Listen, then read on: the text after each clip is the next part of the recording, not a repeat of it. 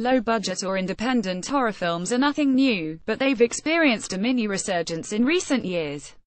The trouble is, many of the best and most interesting examples are extremely difficult to find, and even the most discerning horror fans are left scrambling for what to. To help then, here's a list of some of the genre's undiscovered gems you're perhaps yet to discover. Discovering Bigfoot, a deep dive into the legendary mythical and not creature. Discovering Bigfoot is the first-length documentary to allegedly capture real-life footage of wilderness experts and professors, including the renowned Dr. Jeff Meldrum, interacting with the elusive Bigfoot. The film follows the brave researchers as they explore Sasquatch country, discovering along the way that what we knew about human evolution may be quite different from the truth, and that the Sasquatch may in fact be a modern-day descendant of the creature we now know as Bigfoot. The film's on iTunes. Here, hacked, stepping away from real-world thrills. This modern-day horror for the internet generation brings the scares by playing on our paranoia around technology and privacy.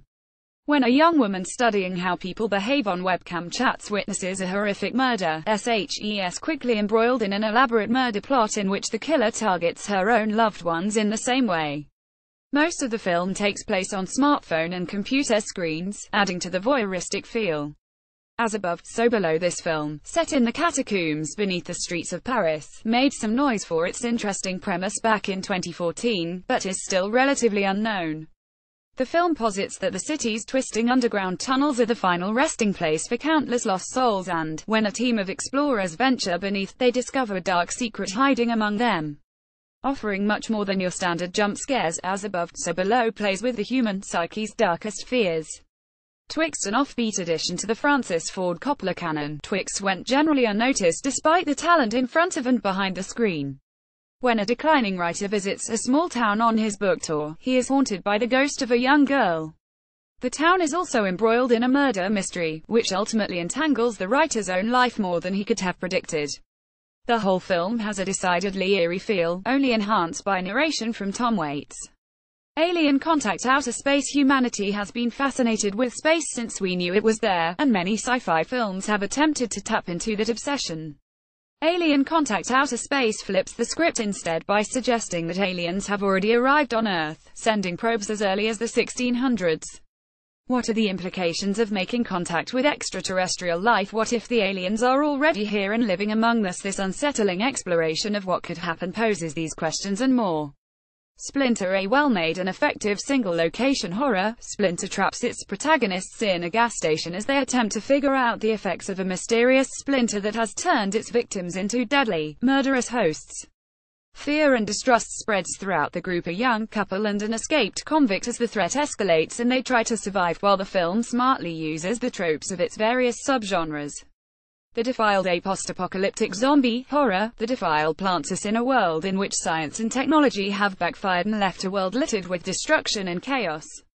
Among these man-made problems is a mysterious virus that appears to be turning ordinary people into vicious cannibals, and those left to exist in and rebuild the planet have to fight against their fellow survivors. Minimal dialogue and an original concept make this a great one to seek out for zombie fans. Nosferatu, the original vampire flick. Nosferatu is well worth checking out for any horror fan. When a German estate agent is called to Count Orlok's Transylvania castle, it's clear from the start that all is not as it seems. The townspeople refuse to take him anywhere near the Count's home, and once there, he soon discovers that Orlok is actually one of the undead, who are escaping to the Down in a shipment of coffins to begin his reign of terror and death. A classic and genuinely creepy, even for a modern audience. Bigfoot County, another Bigfoot story, this time bypassing the real tale and instead going horror with a monster concept. When a group of hikers travel deep into the woods, they ignore the grave warnings of a guide and travel off the path despite the reported presence of the Sasquatch. The further they travel, the more they suspect that they're not alone, making the mistake of provoking the wood's deadly predator and finding their path back to safety has been blocked. Session 9. Insane asylums are creepy places to begin with, so it's no wonder a horror set inside a disused facility has the power to scare the bejesus out of you. In Session 9, an asbestos abatement crew wins a bid for a job at an abandoned asylum, believing it will be a quick and simple operation. As the personal issues of the crew become more pronounced, they discover the taped sessions of a former patient with multiple personalities, one of which does not appear until the ninth session. The Babadook. Before he was an unlikely gay icon, the Babadook was a terrifying storybook character come to life in this excellent Australian horror, terrorizing the home of a young boy and his single mother. After losing her husband in a car accident, Emilia becomes concerned with her son's overwhelming fear of monsters she believes to be merely fictional. But the Babadook, a creature that hides in the darkest corners of their home, starts also to affect Emilia, and she desperately tries to destroy the book in which he exists. Frogenifer, a revenge thriller in the Instagram era. Frogenia follows a girl down on her luck, fired from a shoot, dropped by her manager and dumped by her boyfriend all in 1 week. When she finds out that her ex-boyfriend has also released a tape of them together, she launches a scheme she dubs revenge porn revenge in order to turn things around. If she becomes famous in the process, then that's just a bonus. Of course, not everything goes to plan, and the elaborate video ultimately leaves a trail of carnage. A Dark Place Inside, a film in which the audience follows the killer, rather than their victims. A Dark Place Inside allows us to get to know a barely functioning psychopath who, dissatisfied by the state of society, kills people in order to cope with his rage. As with any story in which we're placed in the villain's point of view, this can be a difficult, but one that's interesting in its take on how people react to trauma.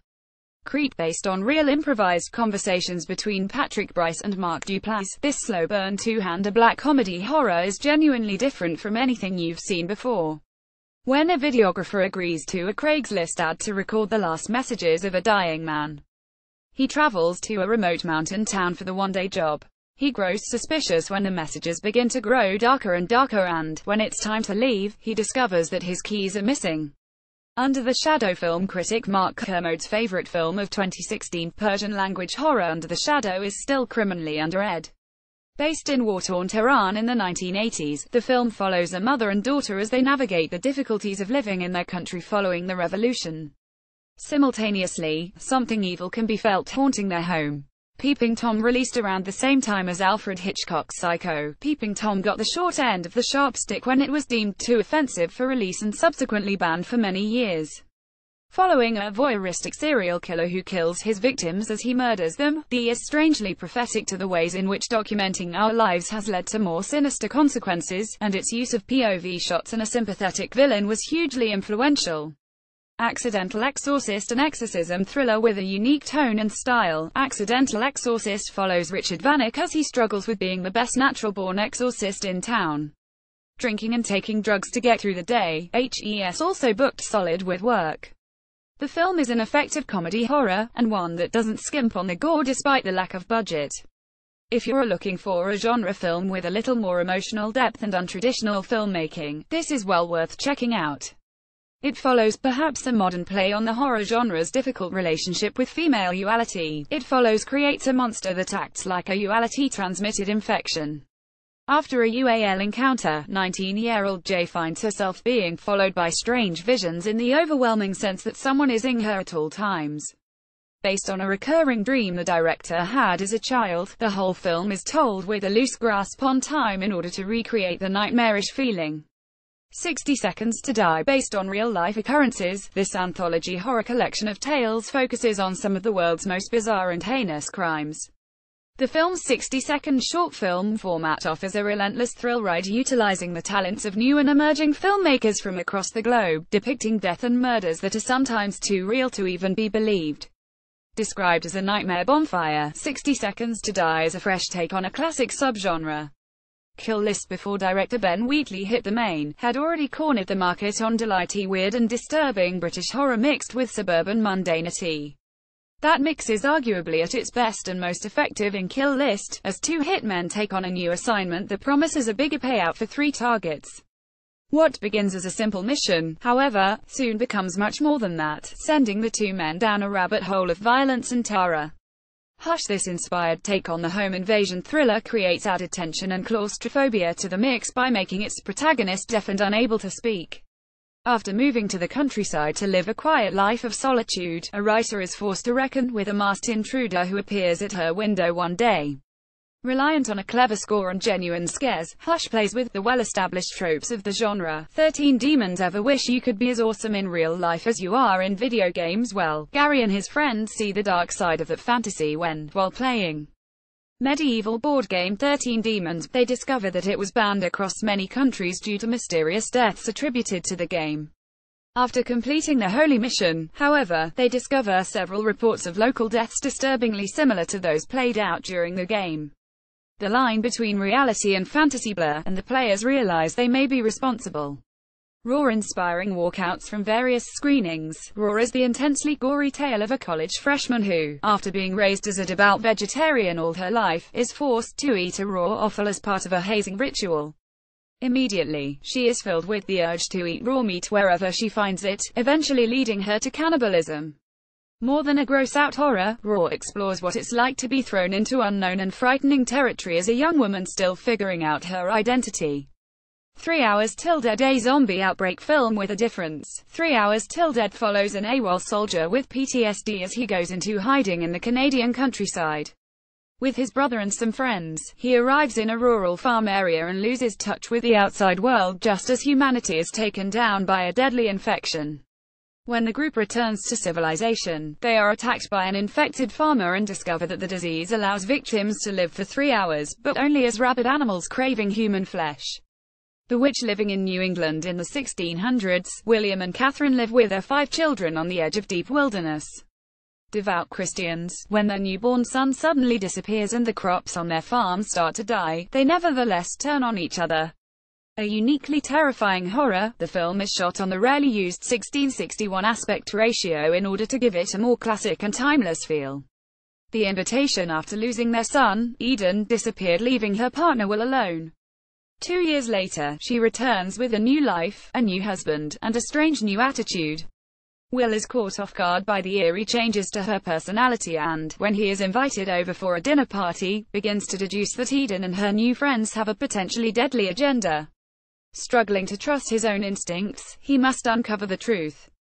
Trollhunter. A big found footage hit back at the start of the decade. Norwegian thriller Trollhunter follows a group of film students who decide to investigate the mysterious death of bears in Norway. They follow the trail of hunter Hans, who agrees to let them film his efforts to solve the mystery after initially running from the students. Soon, it is revealed that Hans is actually a government-deployed troll hunter, tracking down and neutralizing a number of escaped creatures.